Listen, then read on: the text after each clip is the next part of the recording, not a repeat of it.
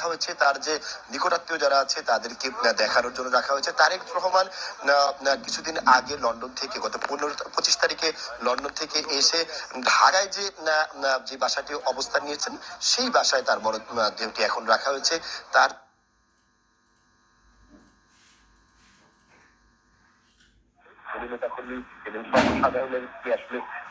সাধারণ যে নেতা কর্মীরা রয়েছেন, দলীয় নেতা কর্মী এবং সর্বসাধারণের কি আসলে, যেহেতু তিনি একজন নারী, আর নারীর মরদেহ ইসলামে আসলে ওইভাবে দেখানোর বিধান না থাকে, কোন সর্বসাধারণের জন্য তার মরদেহ প্রদর্শনের কোনো সুযোগ তারা রাখেননি।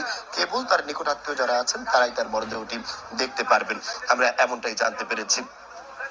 আপনাকে যেমনটা জানাচ্ছিলাম, তিনি আসলে এই গুলশানে, যেহেতু আমরা জানি এই গুলশানের যে বাসাটি আছে ফিরোজা, সেই ফিরোজায় ওঠার পরে তাকে আবার এখান থেকে গ্রেফতার করে প্রায় 3 বছর তাকে